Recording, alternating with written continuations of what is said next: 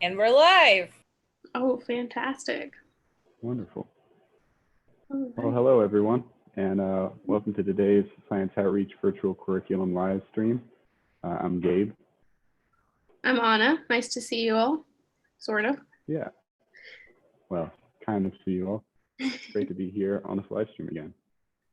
I think this week we brought you the social distancing lesson, and we're here to kind of expand on some of those ideas and talk about some more of that. And I think first up, we have a submission from a student who sent us in one of his worksheets and an invention that he's made to help with Yeah. social distancing. Yeah, we do. So we actually have two, which is fantastic. I'm really glad that you all were so kind as to show us your awesome inventions. So I'm just going to pull those up right now. Okay. Sorry, having some difficulties. Okay. First, we're going to see this one from a student who did a fantastic job. We're super happy that you sent this in to us. We love to see it. All of us were really happy to see it. So they went perfectly throughout the engineering cycle, asking the ask questions, what problems he has, can't visit friends or family, and we need to figure out, how to deal with that.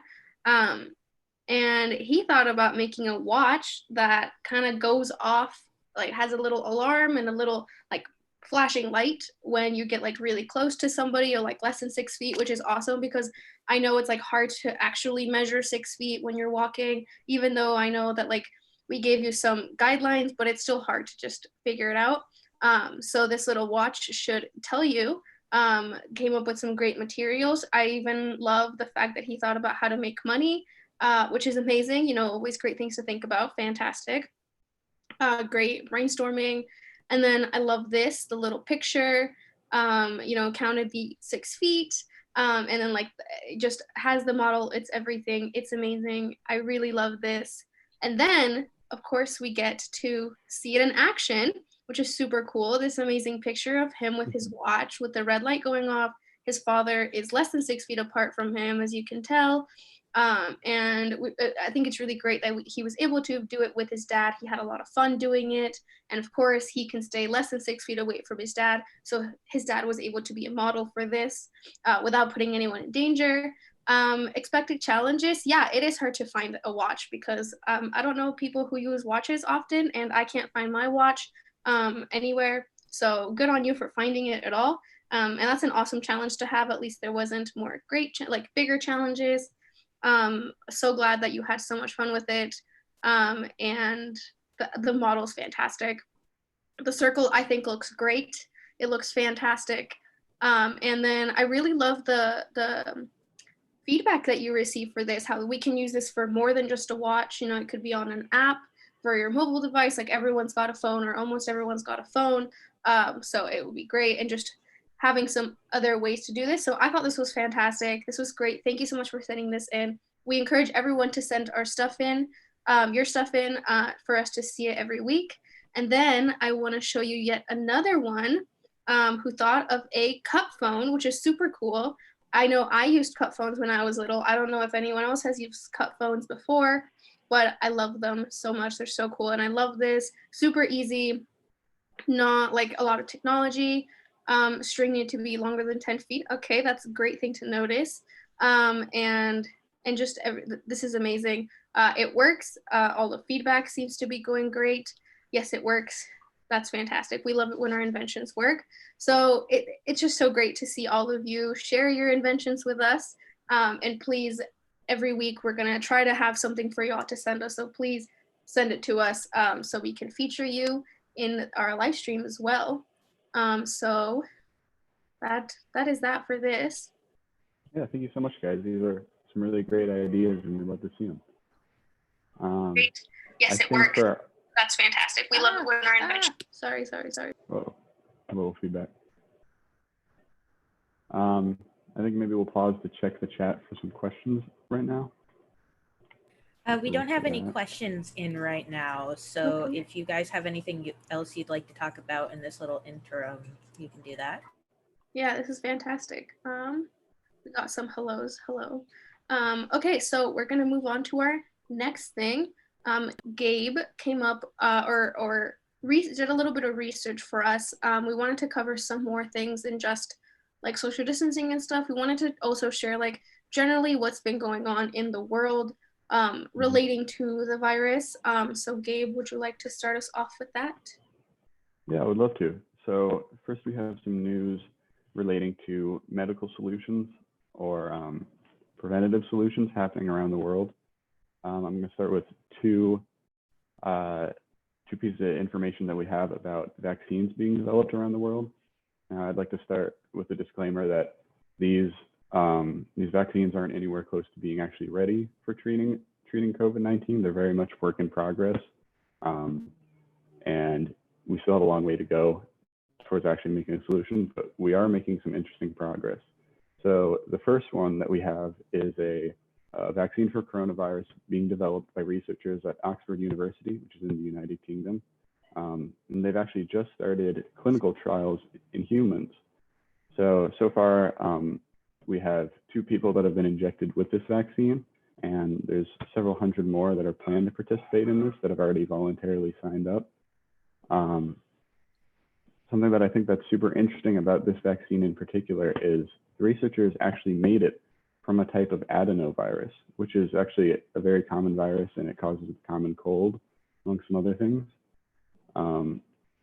Something interesting to know about this team of researchers at Oxford is that they have a long history of developing successful vaccines against specific types of things that are related to COVID, like MERS, which is a different kind of virus that's very related to COVID. Unfortunately, like we said before, there isn't any kind of immediate way to know if this works or not. We'll just have to wait and see how the virus affects people that participate in this study. There's still like a very long road ahead with this, and there's a lot of research to cover. The second place that we've got that's working on this is a Chinese private medical research firm, and they have developed a vaccine that has been shown to effectively protect monkeys from COVID-19. This is a medical firm that also has a great deal of research in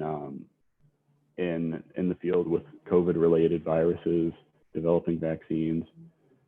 About a week ago, they started human trials of this vaccine, so they've started testing it in volunteers, but we don't have any research for that yet, and we don't have any results from that study. So there's still quite a ways to go with that as well. There are actually currently 6 vaccines for COVID being developed around the world that are in the human testing stage. So there's a lot of people out there working on this. Hopefully in time, we can have more development. Just keep an eye on the news about it. This is something that's super important to effectively use this disease for the future. Hopefully we can get some more breakthroughs. In terms of the preventative side of this, there is a antiviral drug which is being tested in a lot of hospitals around the United States. It's called remdesivir. It was actually developed about 10 years ago and was used to treat Ebola.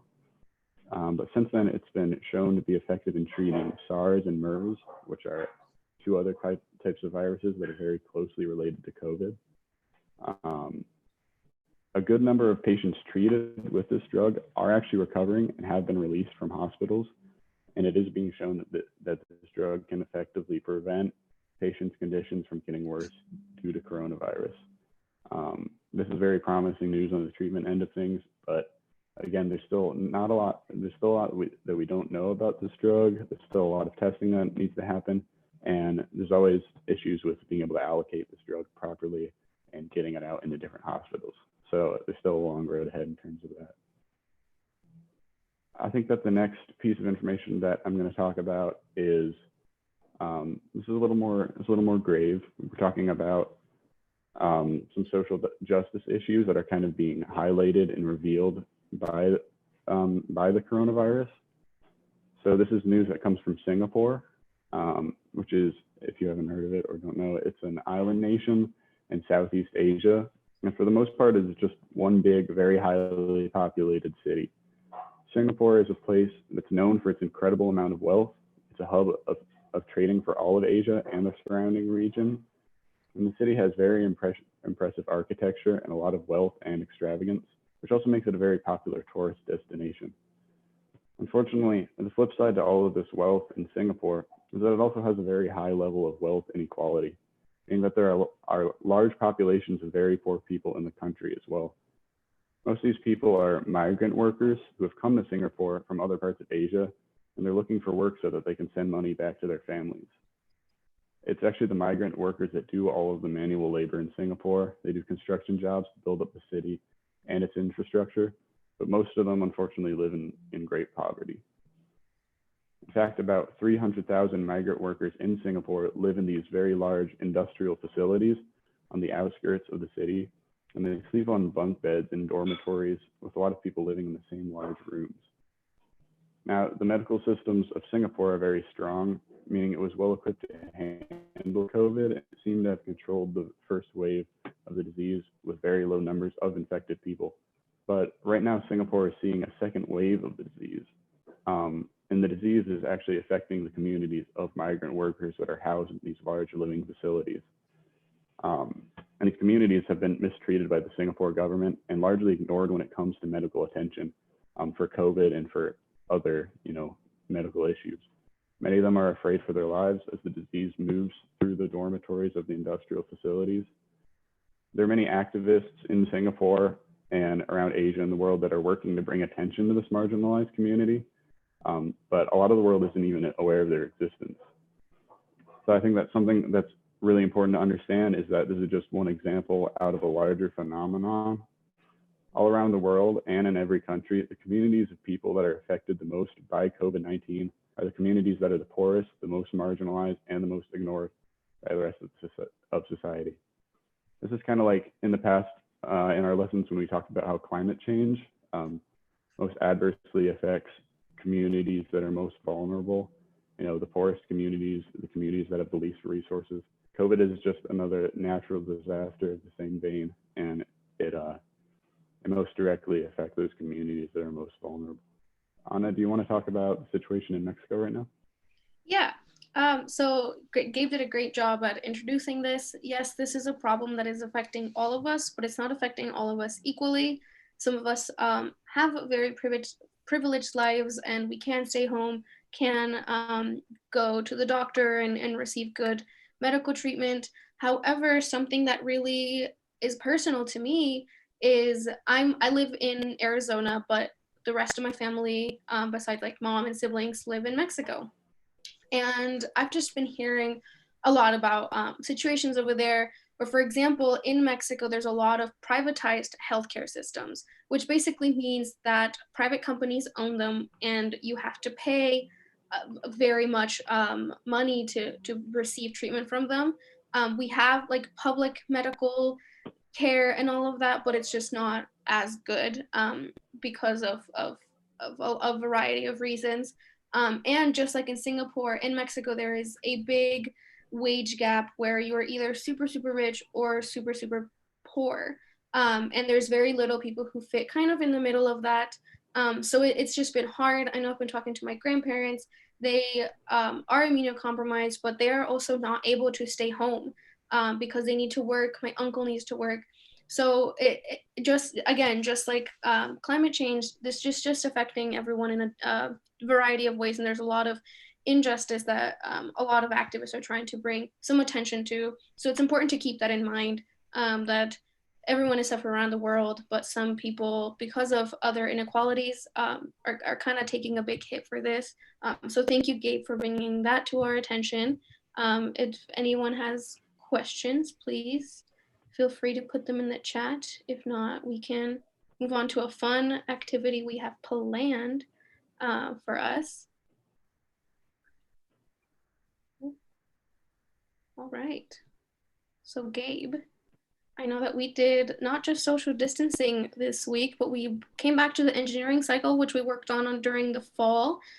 So would you like to maybe do some engineering with me, Gabe? Oh, I would love to do some engineering. All right, so let's go through the steps of the cycle. So we start with ask. So what is our question that we want to get answered, or what is our big problem that we're facing right now? Well, I know a big problem for me is trying to maintain proper social distance. Just like the example we had earlier. Sometimes people will just kind of sneak up on me, or maybe will get in my personal space without me really, wanting them to. I think the question that our student asked earlier was really great. Like how do we properly enforce social distance around us? Yeah, It's yeah. definitely something that I struggle with. Yeah, me too, me too. It's really hard to figure out exactly what 6 feet looks like and make sure that everyone respects it. So, all right, so now we need to figure out what resources we have. I know I have paper and tape, and I have a hat. And if you all remember from the lesson, Sarah talked about maybe making a hat that would extend 6 feet both ways, which then would be a very large hat, but she only had pipe cleaners, and those were just not going to be strong enough to hold 12 feet out. So I have some kind of thicker paper, so maybe we can work with that, okay? We can make a big hat. So Gabe, would you like to draw a little diagram of what that would look like? Yeah, I got some paper and a pencil here. I'm gonna maybe put together a couple little sketches. Let's see what I can think of.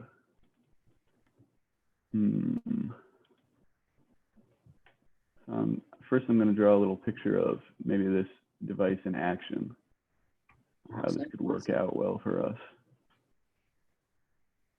I am no artist, but here's a little sketch of maybe how this thing could work.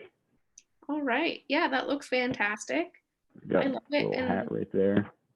Maybe some prongs to keep people at a proper distance. Very safe, of course. Yeah, for sure. I think this will definitely keep people away. No one wants to get poked with paper, as soft as it may be, still not comfortable. So now I think we should make it, don't you think? So that's an awesome close-up of what it would look like. So how about I put it together? So Gabe, maybe pass me your diagram and I'll put it together real quick as you pass it to me, okay? Pass it over? Oh, wow. Yeah, please. You're a very skilled engineer. Yeah, of course. Are you ready? Whoa, whoa. Oh, wow. How did you get that? So this is my social distancing hat. Not all my spikes are facing down, but that is a problem that I can fix for sure. So let's put this on. I'm guessing nobody wants to get close to someone wearing a hat like this anyway. So I think this will keep me at a good distance. Obviously, these are not 6 feet long. So that's another problem we face. These pieces of paper are still not really sturdy enough to hold 6 feet, just like the pipe cleaners. But we're getting there. These at least are pretty stable and they can stay together. So that's awesome. We made a little thing. So we already came up with some improvements for it. Of course, maybe make it of some sturdier material to start with. But I don't know if anyone in the chat has some feedback for us, how to maybe make my hat better or how to improve my design in any way. Or maybe Gabe, do you have any feedback for it? I think, the engineering cycle is all about, iteration. We got to make revisions. We got to go back and do it again. I think in time, we can definitely find some stronger material. I think that's better. I think that's something to think about too is supports. If we have 6 foot long things sticking out of either side of the hat, you need to think about how to keep those straight. And another important design consideration is how do we keep this lightweight so that everybody could wear it, no matter their physical strength. This is kind of all part of the asking questions thing that we have to go back and do again, even after we make a prototype of our design. Because, the engineering cycle is a cycle. You got to keep doing it over and over again. Yeah, for sure, for sure. And we can wait for maybe some feedback on the chat. I think the video live stream is a little bit behind how we are, so maybe we can wait for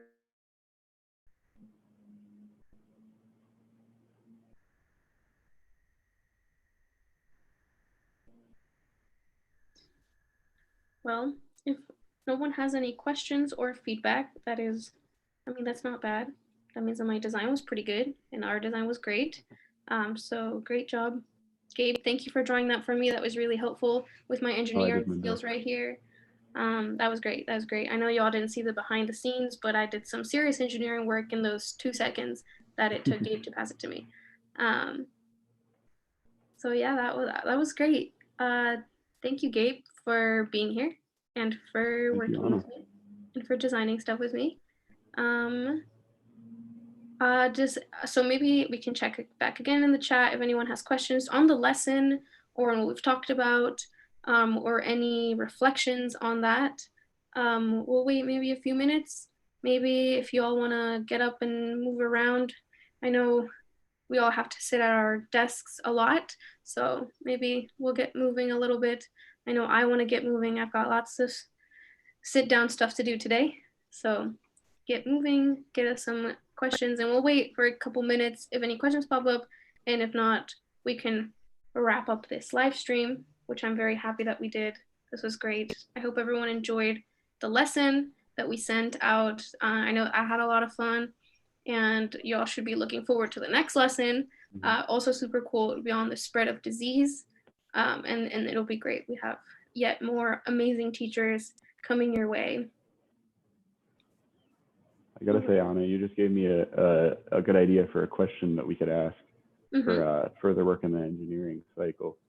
You mentioned that it's difficult to be sitting down all day, and that's something that's probably a challenge that a lot of us have to face. And doing our work or our homework, or other things that we have to do.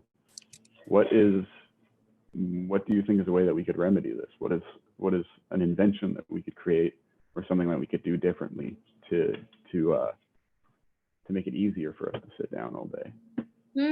I like that a lot. I know I've been experimenting with maybe using different chairs, but I know a lot of people really like standing desks, and some people have been trying to make their own standing desks. So instead of sitting down all day, you're standing, you can get moving a little bit. My mom has been using this like a round couch, and then we put like some blankets on it and pillows on it, and she is loving it. She can stay sitting doing her meetings all day without a problem. So that's been fantastic. How about you, Gabe? What do you think we could do? Well, I know that a lot of people seem to like recliners. My mom's got one of those that can lean back, work on those effectively. I think maybe, let me think about this. Something that could make it easier to sit down all day is maybe a new molded kind of seat cushion, because I know that the seats that I sit on aren't particularly comfortable. Maybe don't conform very well. We have beds made out of memory foam that you absorb right into and kind of remember your shape. Maybe if we had a seat cover made of memory foam, that would make it a lot more comfortable to sit down all day. We could also put those on seat backings to help your back. Back support is very important. I really like that. I know I have memory foam on my bed, and I often work on my bed instead of a chair because it is so much more comfortable. That's awesome. I like that. I know some people also like using yoga balls. I don't have a yoga ball, but I feel like if I did, I would definitely be sitting on it. So at least I can bounce and have fun, kind of distract myself, but also stay active while doing class. So thank you for that impromptu engineering project right there, Gabe. That was awesome. Thank you. I think maybe if we don't have any feedback. Do you maybe talk a little bit about what we're going to be doing next week? For sure. So I will also, surprise, be in next week's class. A little spoiler for everybody. I will be featured in that one. So yeah, we're going to be talking about the spread of disease. Kellen's going to show some really cool models to kind of see how the spread happens, and a lot of the math, sciencey stuff behind it, which is super cool. I love it. Every time he explains it to me, it's so great. So look forward to that. We will be, relating it to social distancing, kind of talk about why social distancing helps. I also know Shannon has a really cool model for you all to show you. And I think it'll be really exciting. So maybe start thinking of ideas you all have for models that you can model the spread of disease. I know I'm thinking of something to do as well.